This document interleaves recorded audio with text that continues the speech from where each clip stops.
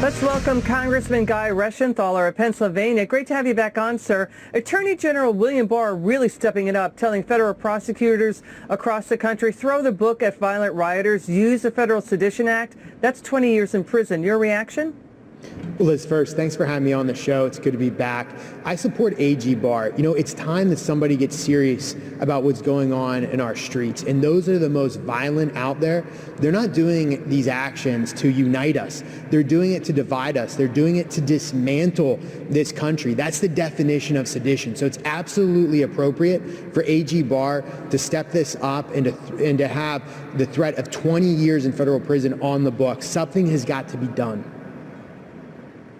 Yeah, the president just said at the White House presser that the Trump administration will put down violent riots if they break out on election night. A major insurance group says riots in 140 cities in 20 states cost upwards of $2 billion in claims. That's just from late May to early June. It's probably higher than that. Your reaction? Well, it shows just how destructive these violent protests have become. It also shows the hypocrisy of the mainstream media and the Democrat Party. You know, all summer we've been told that this is the summer of love. We've been told that these are quote unquote mostly peaceful protests. Well, this summer of love, these mostly peaceful protests, they've cost over $2 billion worth of damage. So this is something to be taken seriously. People do not feel safe anymore, Liz, and they look across and they see Seattle, Portland, Chicago, Kenosha, in my home state of Pennsylvania, Lancaster now, that are going up in flames, and it's really causing people to want to have safety. It causes people to want to have law and order once again. But this damage, this dollar amount, this $2 billion, shows just how extensive these riots have been.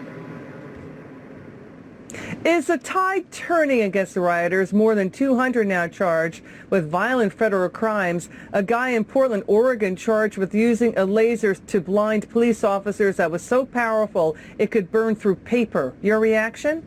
I think that with swing voters in particular, you're going to start to see a swing toward Donald Trump. And here's why. Those violent protesters that are literally blinding federal officers, those that are setting buildings on fire, those that are walking up to police cars and shooting police, those are not Trump supporters. Those are people that are creating chaos. They're, again, trying to dismantle and destroy our way of life. People know that Joe Biden has been silent on this issue. The Democrat Party has been silent. They will not call out this violence. President Trump, on the other hand, Attorney General Barr, on the other hand, have spoken out. They have drawn a line in the sand, and people know that if you want safety, if you stand with the police, if you want law and order, then you're with President Trump.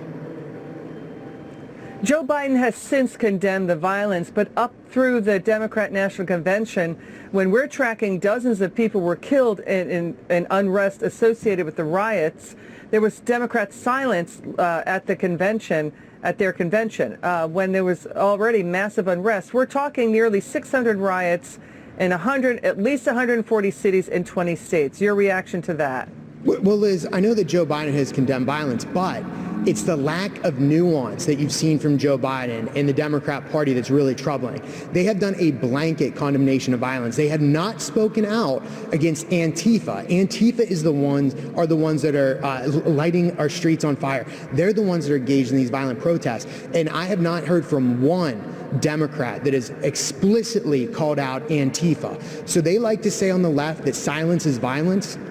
They have been definitely silent on this issue. So I would like to see Joe Biden say that he stands with the police. I'd like him to say that he is not with Antifa. The Democrat Party will not do that. And here's why, Liz. They're in a tough position because if they speak out against Antifa, that's their base. And they will draw down voter turnout in November because that's where this party has moved. They're now radical leftists. If they stand with the police like they should, then they lose that radical base. Who is funding Antifa? We've been trying to get to the bottom of this. We have a lot of information. We're waiting on the government to tell us who is funding Antifa. We have government documents out of Homeland Security talk of that they have a lot of intelligence that these violent riots were organized in Portland to link to an ideology that is Antifa. Who's funding Antifa? Well, there's investigations, you said, that's on that, but somebody's got to be funding that. And here, if you just look at the evidence, in Kenosha, there were arrests. And those that were arrested came from 44 different states. This is not some organic movement that is just springing up in these streets. Someone is paying for these individuals to fly around the country. Someone is presumably supplying them with pallets of bricks on the street with lasers that can blind federal officers. There's got to be something going on, but I don't have the evidence right now. I just know that AG Barr and the Department of Homeland Security are looking into it, so I'll be looking forward to their report and the facts that they find. All right, Congressman, it's great to see you. Thanks for coming on. You too, Liz. Thank you.